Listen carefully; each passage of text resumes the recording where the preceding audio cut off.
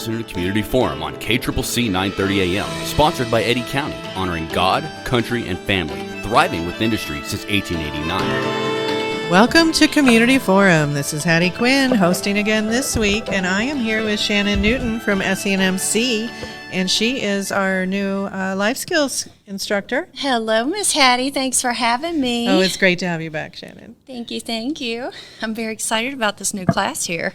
I'm excited about it too, actually, even though, I wanted you to work with us in workforce. Community education is good too. I do community education classes too. They're important. Yes. Well, absolutely. Yes. Well, we're all a very important part of workforce too. So. Yeah, exactly. So tell me what it means when it says that it's a life skills program. Okay, so this course is going to come in a 3-part a segment. And so those life skills are going to be divided into soft skills, financial literacy, and digital literacy. So those are going to be the 3 categories that we're going to be working on. I love that. I don't know which one's more important. Well, all of them. All of them are super important. Actually, I believe that the soft skills are the most important part, and I think that that's why they come first, because the soft skills are going to teach us what we need to manage ourselves, to have proper communication. And while this is geared towards workforce and customer service and, things like that, this is just basic life skills, too, that we need to be able to have proper relationships. Yeah. In fact, Johnny Chandler, owner of the station, has said that everyone should get an undergraduate degree in communication. Yes, I can see. Before they go into whatever they're going to do. Definitely. It's been very interesting coming to Carlsbad because there are some great people here, but there is definitely a lack of customer service. And, I don't think it's maybe specific to Carlsbad. I think that a lot of communities during COVID lost their social skills. Yeah. And it put people into this weird mode where they're like not making eye contact and not trying to connect, and I hope that we can kind of help people to get out of that. Oh, that's good. So yeah, there's lots of good potential with the class then, as well as out in the workforce. Absolutely. But also, getting over that that kind of closeted mentality from when we were all quarantined at home. Yeah. Right? And it is really difficult. I go out way less than I used to still. But that gives me more time for my writing, so I think it's okay. That's okay. I'm a social person, and I'm a gatherer, and I really like to know what's going on in my community and with my people. So, I spend a lot of time out, and it's funny because I've done some little experiments to see what true customer service is like in Carlsbad without adding the element of me, which is just to be friendly and things like that. If you take the element of you out of it, right, things change, and that's when you really learn what's going on. So I've definitely learned some interesting things. Yeah, sometimes you can be really surprised in a pleasant way by the customer service you receive, though, and I'm like, those people are trained. Yes. They know what they're doing.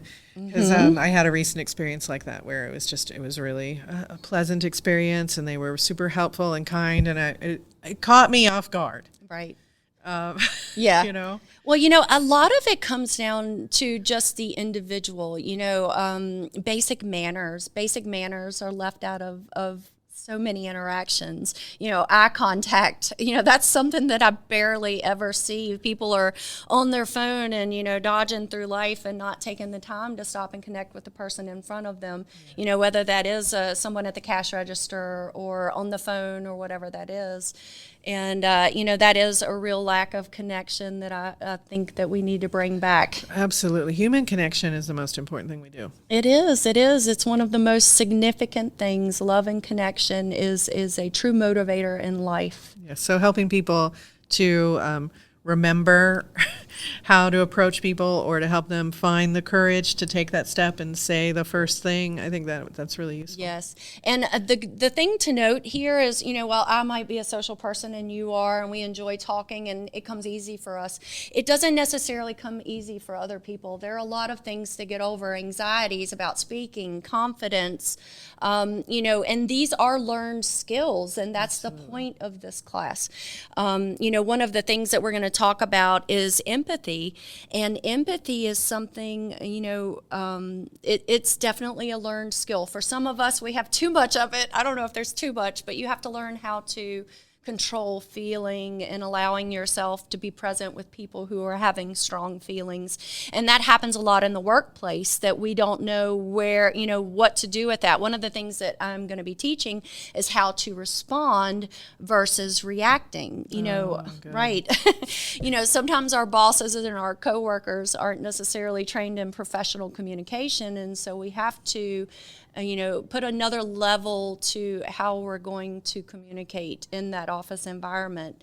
And we have to learn how to regulate and to know when we're coming from a choice of service. That's one of the topics. I'm a huge proponent of servant leadership. I think that's the best way to get things done and to support your team and to bring people up and through the program. Because the act of giving and caring, it's just really important. Yes, and what I'm going to do, I'm a big fan of gaming in classes. So this class, you're probably not going to sit still more than 15, 20 minutes at a time. I've been studying some great books, and the person who's moving, speaking, and doing the most is the one who's learning the most, and that shouldn't be the teacher.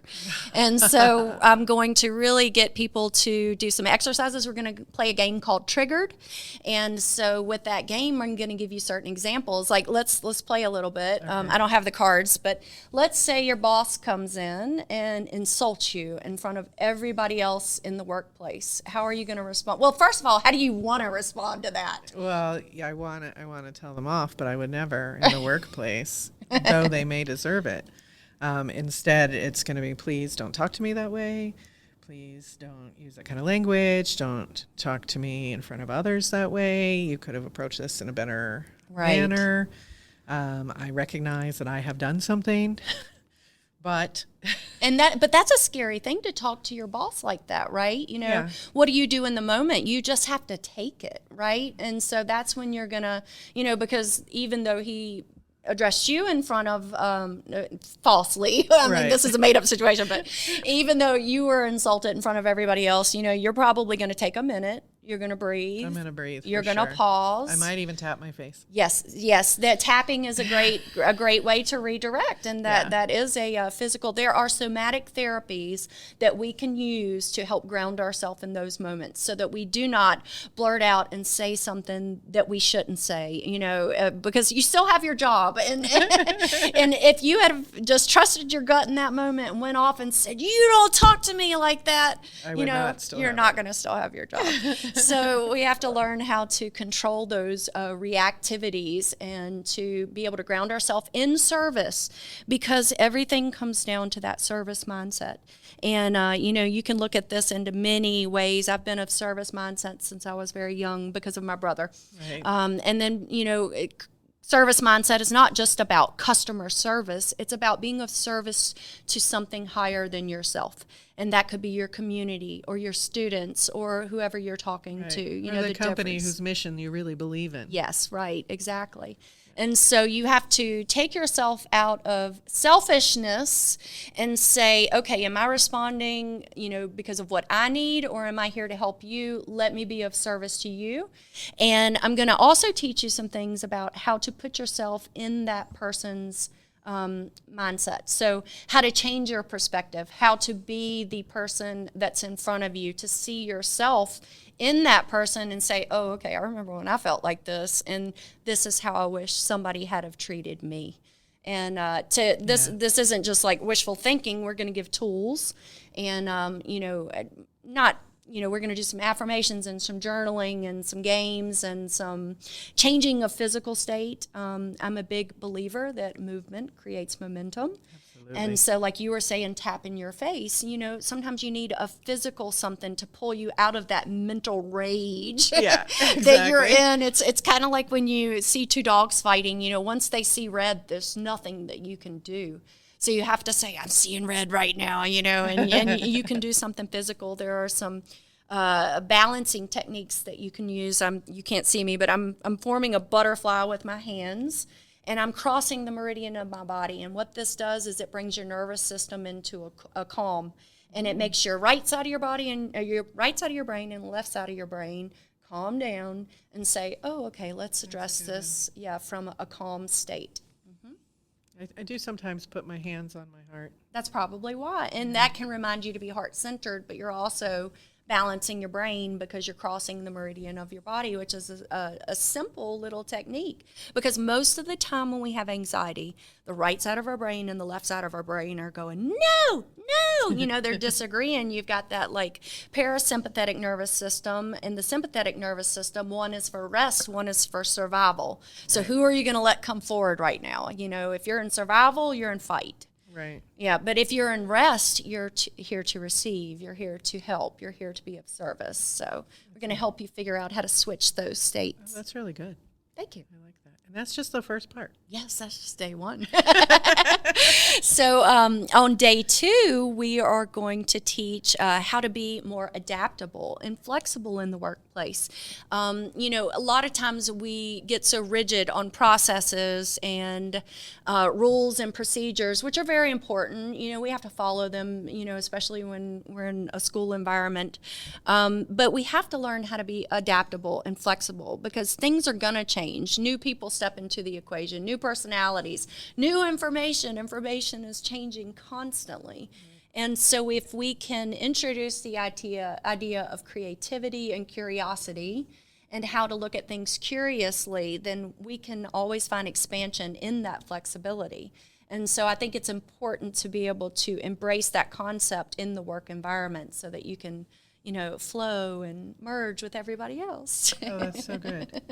And so then we're going to be teaching, this one's going to be fun. We're going to teach the elevator pitch.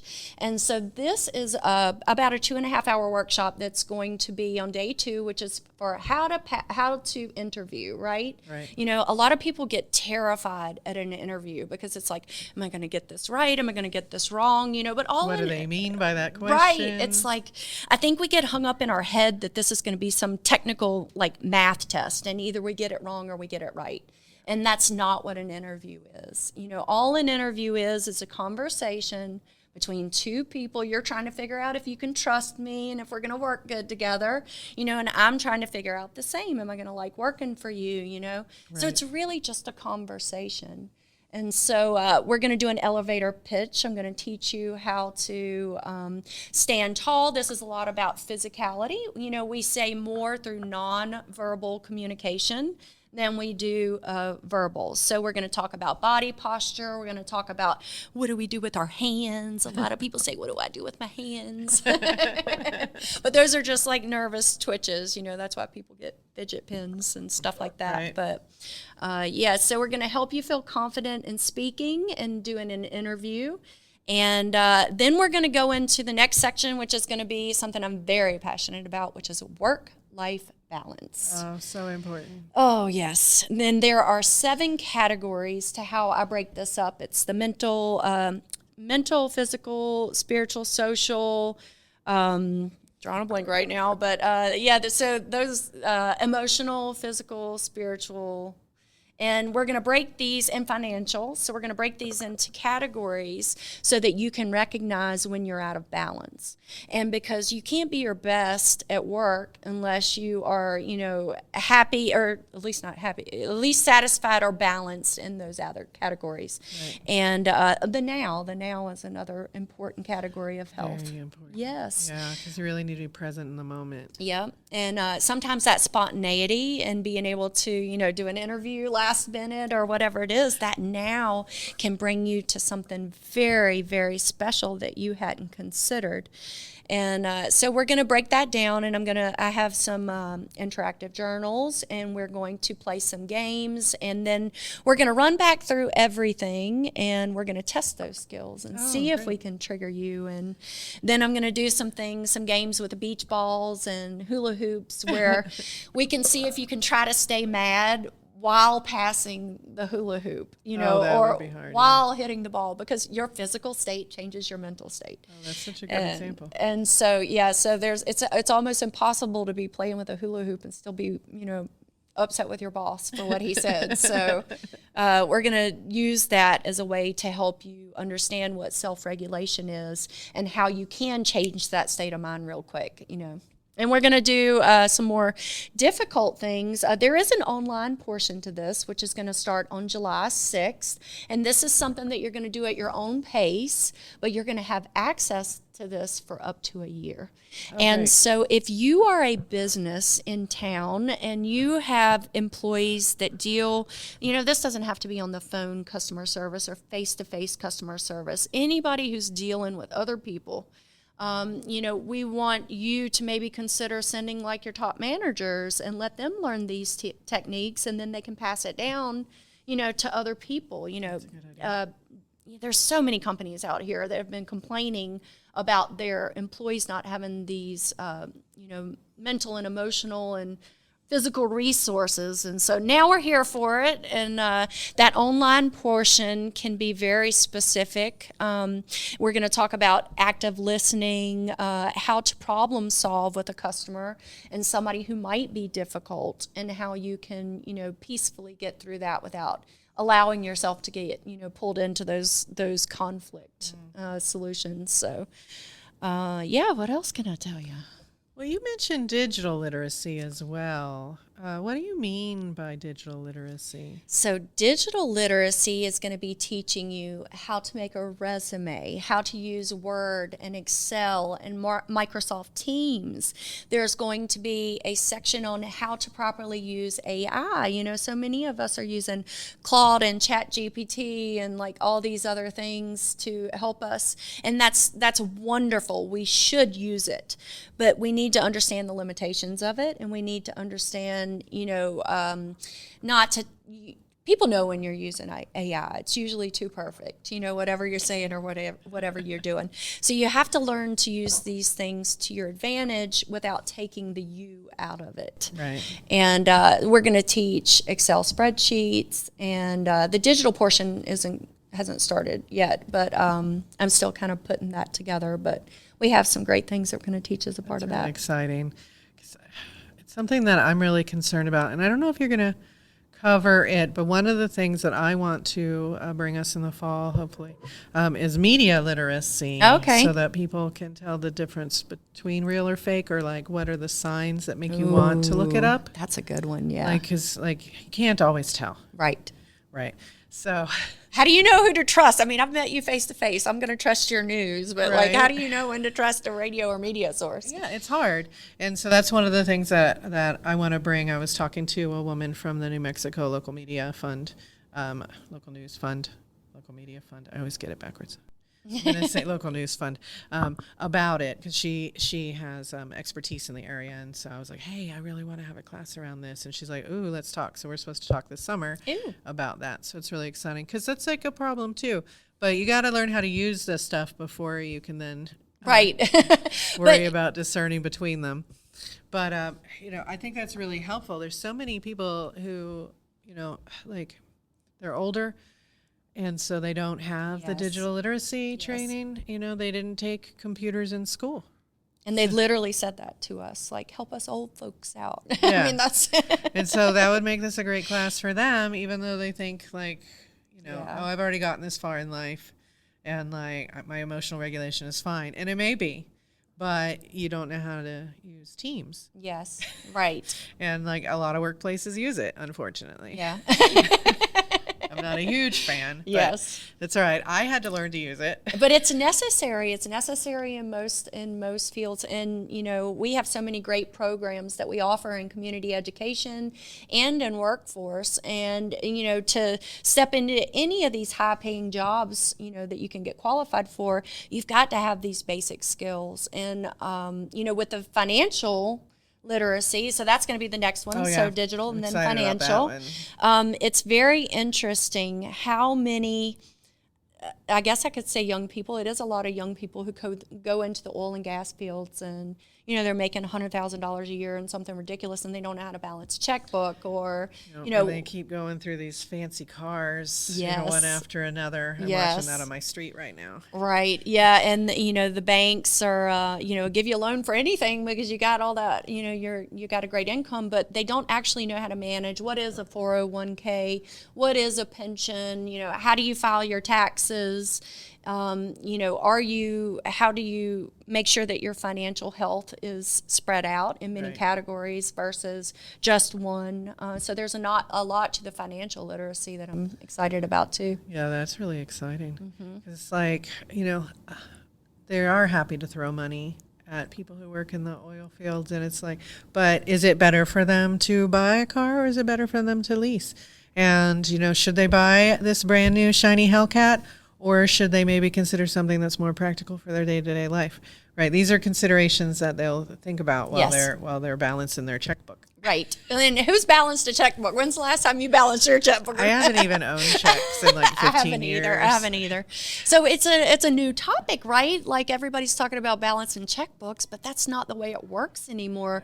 But our banks offer wonderful things on in the apps, like Wells Fargo. They offer, you can look at all your categories. These are your big deposits. These are your small deposits. So the resources that we have are great if they're there and if you choose to use them. So that'll be an interesting class too. So that'll be great. So when does this run overall? So the in-person part of the class, which I'm teaching, is the 22nd and 23rd, and it's going to be here at Southeast New Mexico College. And we are going to do 2 long-hour days, so it's 2 8-hour days. It's a pretty intense workshop, but like I said, it's going to be a lot of fun. Everything's fun with you. This is going to go by so fast. So it's from 8 a.m. to 5 p.m., and we're going to take a 1-hour break, and that's on the 22nd and 23rd. The online portion starts on July 6th. And so basically that's going to be around 20 hours that you do online, and you can do that at your own pace. And you're going to get a little certificate, every time that you graduate from one of the classes. It gives you a quick little quiz. Yep. So I've been getting all that ready, and there are some really valuable things in the online portion. So the fact that you'll have access to that for a year is great. So you should reach out to Maria at Community Education at SENMC.edu, or you can call at 575-234-9268. The class is $100. That's the course fee, and we're really hoping to get some of these businesses in the community who have reached out to us, and we're hoping to get them to send some people and just kind of get Carlsbad a little more friendly, maybe. Yeah, I think this is really good. It's really important, listeners. You may not need this, but maybe your son or your granddaughter or your neighbor would benefit from it, right? Or your employees for your business. You could send one, you could send them all. Mm-hmm. Yep. But these are really important skills that people should have at the beginning of their life, or sometime before the end of it. Yes. That came out weird. But you're helping to set people up for success with these things. Yes. These are hard-won skills. It took me 20 years to learn these things because I didn't have classes. Yes. And they didn't teach me how to do these things in school, and then I rushed through that anyway. And then, and I didn't go back to college for a long time, and I was living on my own, and I had to figure everything else out all by myself, and it's I wasn't the most hospitable person, in the beginning, in my customer service days. I didn't know necessarily how to keep it in. Yes. So it would have been amazing training for me. Yes. Back then is what I'm saying. Instead I had to figure it out over a 20-year period, lose a couple jobs. Oh no. Yeah, we have one of the classes is and I'm not going to be able to spit them out so fast, but it's the 6 it's the 6 do not say phrases in customer service. And one of them that is just so irritating is like I said. Because obviously if you said it right the first time, or if I had understood it, I wouldn't have had to ask again. Right. But customer service, and I hear this a lot on the phone, and it's usually something digital and you're having to walk me through it and it's going to take a minute. Our computers aren't doing the same, but when somebody repeats, well, like I said, that's that just, help. Don't say that. No, there's so many phrases that people just don't even realize that they're doing, which is it's that's telling me you don't care about me. Right. I didn't hear you properly. And they don't mean that they don't care. No. Well, They maybe could some be of them, frustrated that you didn't get it the first time. Yes. That's fair, but they should try to keep that in. or you should try to word it a different way, because not everybody hears and receives information the same way. You know, this wonderful book I'm reading, I love it because at the beginning of the book it's like, hey, if you want to skip to the back of the book, go here. And that's how I am. I never read from the front. And there are so many people, you know, maybe it's neurodivergence. You know, you want to jump around, you want to learn this now and this now and this now as it's pertinent. Yeah. And so, you know, I like that. And I think that there are many ways to learn. So, you know, there has to be a general set of rules for manners and kindness, you know, even if you don't know, you know, like I said, You know, that's important. Like, so we're all in this together, and like the easier we can make it for each other, the better. That's you know? right. That's right. And customer service is frustrating for a lot of people, and service. It's in hard general. work, and they're not always well appreciated. either. Yeah, definitely. So the customers could also take these classes. Yes. Yes. Well, Just saying. all of the customer service are also customers. So. That's all right. So, you know, I think that we can all benefit from a lot. So what have I missed that we should mention? Come sign up. Monday, July 6th is the start date for online. Wednesday and Thursday, July 22nd and 23rd, 8 a.m. to 5 p.m. And come see us and learn some good stuff. Yep, and that was community education at senmc.edu, 575-234-9268. And I really appreciate you coming in and talking to me. Thank you. It's always fun. Always a blast. Always fun. And I love how you go live every time we do this. Hey, anybody watching? Yes. Hey, Sabrina. Well, cool. Well, Thanks, thank you so Shannon. much for having me. And course. you guys go sign up. Make sure you tag the station. Okay, cool. We'll do. All right. You're listening to Community Forum on KCCC 930 AM, sponsored by Eddy County, honoring God, country, and family, thriving with industry since 1889.